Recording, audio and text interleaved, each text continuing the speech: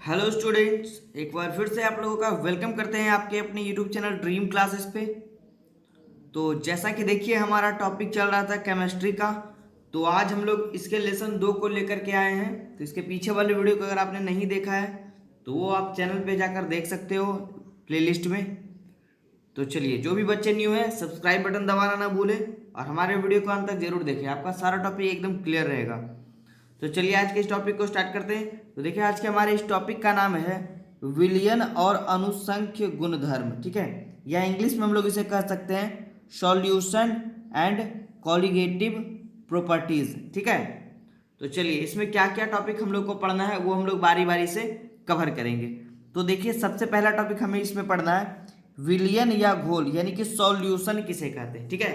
तो चलिए सारे बच्चे एकदम आराम आराम से पढ़ेंगे और अच्छे से सारे टॉपिक्स को ध्यान से देखेंगे, ठीक है। सबसे पहला टॉपिक हमें पढ़ना है विलयन या घोल किसे कहते हैं। तो देखिए इसका परिभाषा होगा कि विलयन एक समांगी मिश्रण है। समांगी का अर्थ हो गया समान मात्रा का, ठीक है।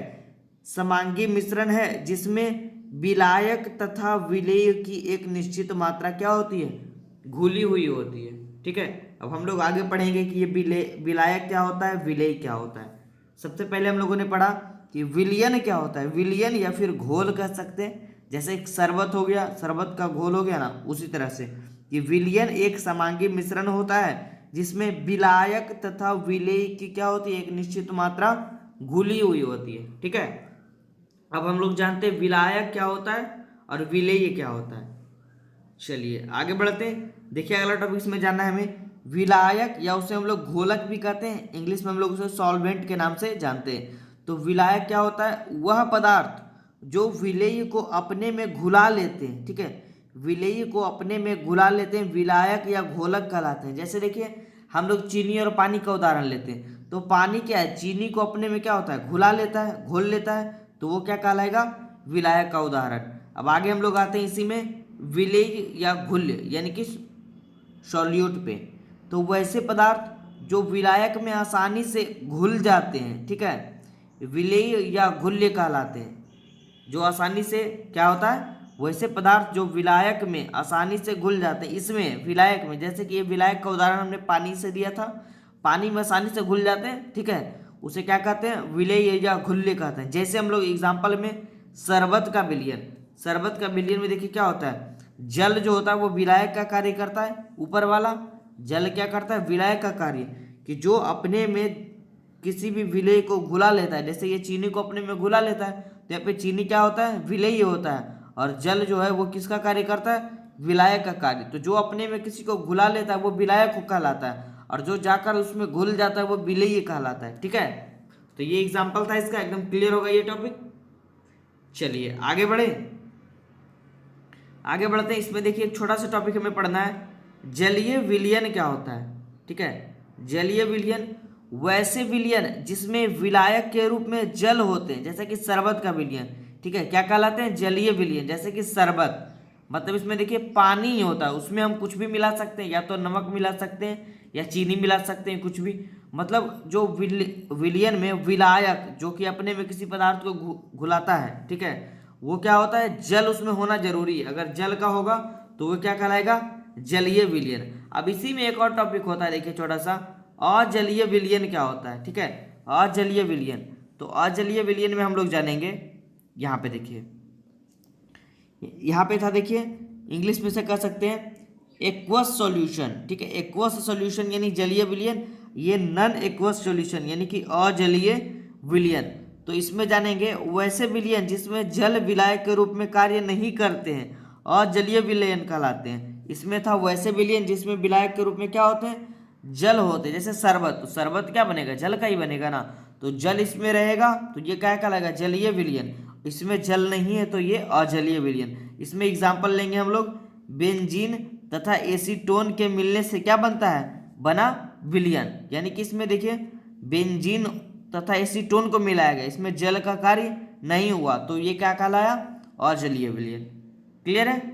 चलिए आगे बढ़ते हैं अगले टॉपिक पे।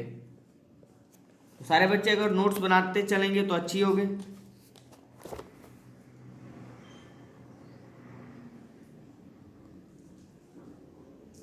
अब अगला इसमें हमें एक टॉपिक पढ़ना असंतृप्त विलयन यानी कि अनसैचुरेटेड सॉल्यूशन। ठीक है, ये काफ़ी अच्छा टॉपिक है, कई बार एग्जाम में ये पूछता है कि असंतृप्त विलयन क्या होता है। तो चलिए इसके परिभाषा को हम लोग जानते हैं कि किसी निश्चित ताप एवं दाब पर, निश्चित ताप यानी टेम्परेचर एवं प्रेशर, दाब पर बना वह विलयन जिसमें विलेय और अधिक मात्रा को घुलाई जा सकती है।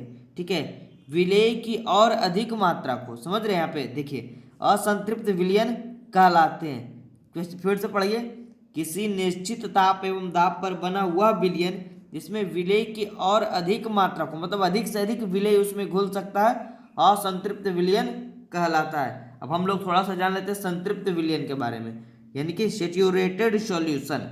तो इसकी परिभाषा हम लोग जानेंगे। इसमें भी देखिए वही कह रहा है कि किसी निश्चित ताप एवं दाब पर बना वह विलयन जिसमें विलेय की पर्याप्त मात्रा घुली होती है। जैसे कि विलेय का काम कौन कर रहा था पीछे वाले टॉपिक में, चीनी। तो जैसे पानी में हम लोग चीनी लेंगे तो चीनी की इसमें पर्याप्त मात्रा होनी चाहिए, लेकिन इसमें क्या है, अधिक मात्रा को ये घुला सकती है। क्लियर है, ये हो गया पर्याप्त मात्रा घुली हो, संतृप्त विलयन कहलाते हैं। आप देखिए एक और इसमें आता है छोटा सा टॉपिक, जैसे कि ये वाला अति संतृप्त विलयन यानी सुपर सैचुरेटेड सॉल्यूशन। ठीक है, एक था असंतृप्त विलयन, ये था संतृप्त विलयन, यह अति संतृप्त विलयन यानी सुपर सैचुरेटेड सॉल्यूशन। तो चलिए इसकी परिभाषा को भी हम लोग अच्छे से पढ़ लेते हैं। इसका परिभाषा देखिए कह रहा है कि किसी निश्चित ताप एवं दाब पर बना वह संतृप्त विलयन। ठीक है, किसी निश्चित ताप एवं दाब पर बना हुआ संतृप्त विलयन जिसमें विलेय की अधिकतम मात्रा को डाली जाती है।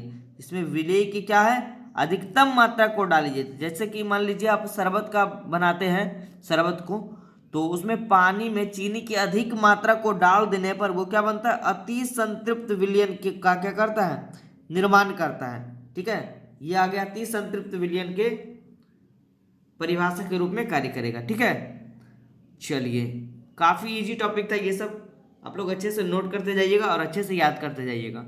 आगे बढ़ते हैं। देखिए एक अच्छा टॉपिक हमारा आगे देखने को मिल गया है, ये बहुत बार एग्जाम में ये पूछा गया प्रश्न है। चलिए इसको भी विवेक करिएगा आप लोग, हम लोग भी यहाँ पे देखिए विवेक कर रहे हैं इसको, इस बार बोर्ड एग्जाम में पूछने का चांस है। प्रश्न हमारा टॉपिक है कि विलयन के सांद्रण व्यक्त करने की विधियां क्या क्या होती है।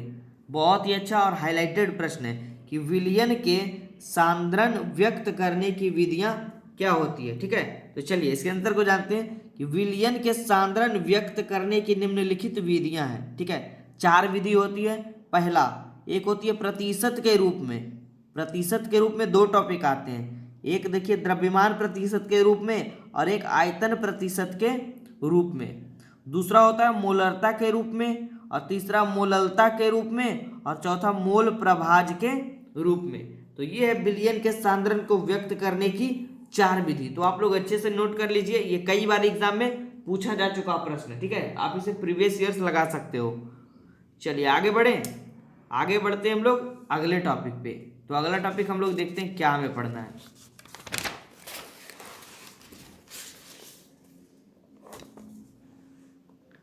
ये देखिए हमारा अगला टॉपिक आ गया।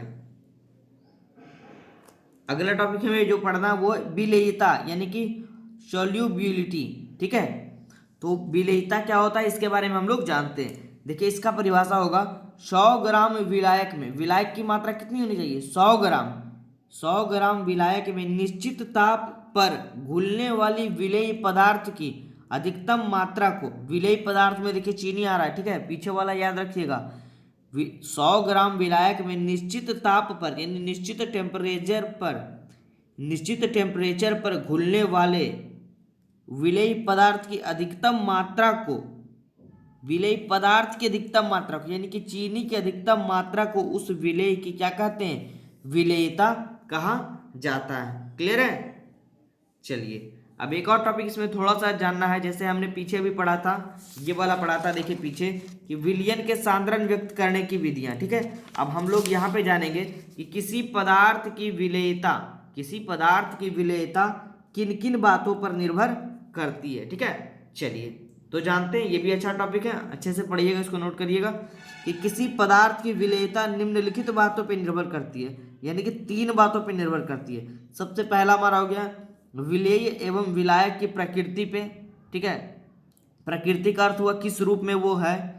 दूसरा ताप का प्रभाव पे, तीसरा दाब का प्रभाव पे, ठीक है। जैसा कि देखिए हर एक क्वेश्चन में आ रहा था ताप एवं दाब पे, निश्चित ताप एवं दाब पे, तो वहां पे यहाँ ये वाला टॉपिक एकदम क्लियर होता है कि विलेय एवं विलायक की प्रकृति पे, ताप के प्रभाव पे एवं दाब के प्रभाव पे, ठीक है। ये टॉपिक क्लियर हो गया होगा। चलिए आगे बढ़ते हैं। तो जो भी बच्चे न्यू हैं वो इस वीडियो को ज़्यादा से ज़्यादा शेयर करें अपने सभी दोस्तों के पास जो कि 12th की तैयारी कर रहे हो, और आप हमारे लर्निंग ऐप ड्रीम क्लासेस पर भी जाकर क्लास 12th के क्लास को पूर्णतः ज्वाइन कर सकते हैं, जो कि आपको प्ले स्टोर पर देखने को मिल जाएगी। चलिए आगे बढ़ते हैं अगले टॉपिक पे। तो अगला टॉपिक भी काफ़ी VVI है, बहुत बार ये रिपीटेड हो चुका प्रश्न है, तो इस बार के लिए इस बार हम देखिए VVI इसको भी कर रहे हैं। आप लोग अच्छे से इसको पढ़िएगा, ठीक है, और अच्छे से समझने का प्रयास करिएगा। प्रश्न हमारा है हेनरी के नियम की परिसीमाओं को लिखे। कई बार ये एग्जाम में पूछा गया क्वेश्चन है, ठीक है। तो चलिए अब इसके आंसर को हम लोग जानते हैं कि हेनरी के नियम की मुख्य परिसीमाएं क्या है, निम्नांकित है या निम्नलिखित है। सबसे पहला देखिए इसका 4 नियम है यहाँ पे दिया हुआ।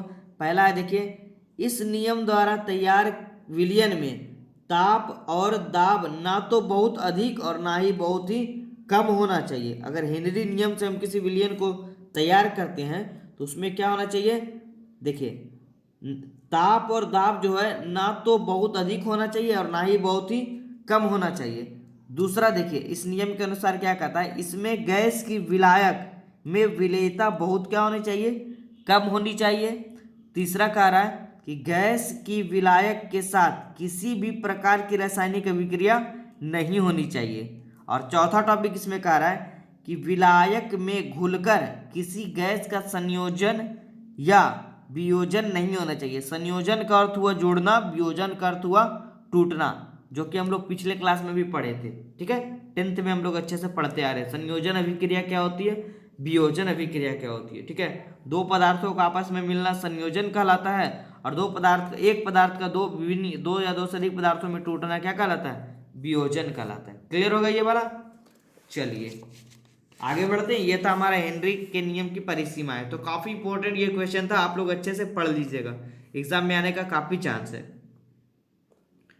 अब एक देखिए इसमें थोड़ा सा पढ़ना है हमें कि ठोस में ठोस का विलयन जो होता है वो किस प्रकार से होता है, इसकी परिभाषा क्या होती है।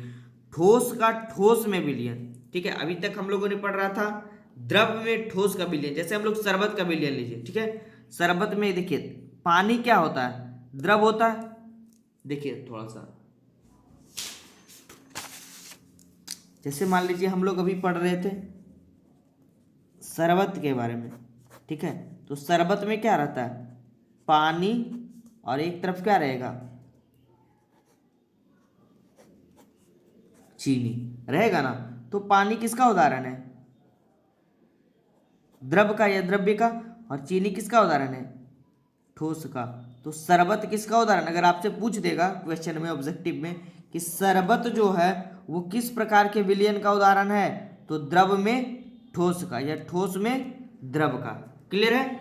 इस प्रकार से ऑब्जेक्टिव क्वेश्चन को भी कवर रखना है अपने दिमाग में। अब हमारा आ गया देखिए पहला ये वाला टॉपिक, ठोस का ठोस में विलयन का परिभाषा क्या होगा। तो इसमें जानेंगे हम लोग वैसे विलयन जिसमें विलायक तथा विलेय दोनों ही ठोस हो, ठोस का ठोस में विलयन कहलाता है, ठीक है। इसमें दोनों पदार्थ ठोस हो, वो क्या कहलाएगा, ठोस में ठोस का विलयन। चलिए अब इसमें जानते हैं यह क्या होता है, 2 प्रकार के होते हैं। देखिए यह 2 प्रकार के होते हैं, पहला प्रतिस्थापनात्मक ठोस विलयन, दूसरा अंतराली ठोस विलयन। अब बारी बारी से जानेंगे इसमें क्या क्या होता है, ठीक है। अब देखिए इसके बाद हमें एक टॉपिक पढ़ना है वाष्प दाब, यानी वेपर प्रेशर क्या होता है। ये तो हम लोगों ने पढ़ लिया, ठोस का ठोस में विलयन, और यह 2 प्रकार का होता है, प्रतिस्थापनात्मक ठोस विलयन और अंतराली ठोस विलयन। अब इसमें अगला टॉपिक हमें जानना है वाष्प दाब, यानी वेपर प्रेशर क्या होता है। चलिए इसको भी हम लोग जान लेते हैं। तो आप लोग वीडियो को बिल्कुल भी स्किप नहीं करिएगा, अंत तक देखिएगा, अभी और भी अच्छे अच्छे टॉपिक देखने को मिलेंगे। टॉपिक हमारा देखिए, वाष्प दाब यानी वेपर प्रेशर क्या होता है? तो एक निश्चित ताप पर साम्यावस्था में द्रव की सतह पर आरोपित वाष्प के दाब को उस द्रव का क्या कहा जाता है? वाष्प दाब कहा जाता है। फिर से पढ़ रहे, देखिए एक निश्चित ताप पर, ठीक है, निश्चित ताप पर साम्यावस्था में द्रव की सतह पर आरोपित मतलब लगा हुआ वाष्प के दाब को उस द्रव का क्या कहा जाता है? वाष्प दाब कहा जाता है। ठीक है, काफी इजी इसका परिभाषा, अच्छे से याद रख लीजिए आप लोग। आगे बढ़े, अब ये देखिए काफी इंपॉर्टेंट क्वेश्चन एक बार फिर से आ रहा है हमारे सामने, जो कि कई बार ये भी एग्जाम में पूछा जा चुका है कि वाष्प दाब के अवनमन से आप क्या समझते हो। तो जितना भी क्वेश्चन हम बीबीए करवा रहे हैं उसको आप लोग अच्छे से नोट बना लीजिएगा और अच्छे से याद करिएगा। तो चलिए, ये कई बार पूछा गया प्रश्न है, लघु उत्तरीय में ये पूछता है और दीर्घ उत्तरीय में भी कभी कभी पूछता है कि वाष्प दाब का अवनमन क्या होता है, यानी लॉवरिंग ऑफ वेपर प्रेशर। ठीक है, इसके परिभाषा को जानते हैं कि जब किसी शुद्ध विलायक में, ठीक है, शुद्ध विलायक में, अच्छे से देखिएगा, ये हमारा शुद्ध विलायक में है, शुद्ध विलायक में कोई अवाष्पशील विलेय को मिला दिया जाता है तो समान ताप पर विलयन का वाष्प दाब क्या होता है? विलायक के वाष्प दाब से कम हो जाता है और इसे ही क्या कहते हैं? वाष्प दाब का अवनमन कहा जाता है। फिर से एक बार पढ़ रहे हैं कि जब किसी शुद्ध विलायक में कोई अवाष्पशील विलेय को मिला दिया जाता है तो समान ताप पर विलयन का वाष्प दाब विलायक के वाष्प दाब से कम हो जाते हैं, इसे ही क्या कहते हैं? वाष्प दाब का अवनमन कहा जाता है। ठीक है, अच्छे से नोट करिएगा, जिन बच्चों को स्क्रीनशॉट लेना होगा वो ले सकते हैं। आगे बढ़ते हैं आज के लास्ट टॉपिक पे, और काफी इंटरेस्टिंग टॉपिक ये है, देखिए, जो कि बहुत बार आपको देखने को मिला होगा 12th के केमिस्ट्री में। टॉपिक का नाम है, देखिए, अर्धपारगम्य झिल्ली, यानी इंग्लिश में हम लोग इसे कह सकते हैं सेमी परमिएबल मेम्ब्रेन। ठीक है, चलिए तो इसके बारे में थोड़ा सा जानते हैं कि ये क्या होता है। अर्धपारगम्य झिल्ली क्या होती है? तो वैसी झिल्ली जिससे होकर विलायक के अणु पार कर जाते हैं परंतु विलेय के अणु, विलायक और विलेय के बारे में हम लोगों ने पीछे पढ़ लिया क्या होता है, आप लोग नहीं देखे होंगे, जो भी बच्चे वो पीछे जाकर देख लीजिए। विलायक के अणु पार कर जाते हैं परंतु विलेय के अणु पार नहीं करते हैं, अर्धपारगम्य झिल्ली कहलाते हैं। ठीक है, जैसे में एग्जाम्पल के तौर पे हम लोग कह सकते हैं जानवरों के आमाशय की झिल्ली, अंडे की झिल्ली, चर्मपत्र, कॉपर फेटोसाइनाइड से बनी झिल्ली तथा कैल्शियम फॉस्फेट की झिल्ली, ये हो गए इसके उदाहरण। तो एक दो उदाहरण भी आप एग्जाम में दीजिएगा तो कोई दिक्कत नहीं होगा, बस आपको परिभाषा जो है वो सही से लिखना है। ठीक है, एक बार फिर से पढ़ रहे हैं, देखिए वैसी झिल्ली जिससे होकर विलायक के अणु तो पार कर जाते हैं परंतु विलेय के अणु पार नहीं कर पाते हैं, अर्धपारगम्य झिल्ली कहलाते हैं। क्लियर है?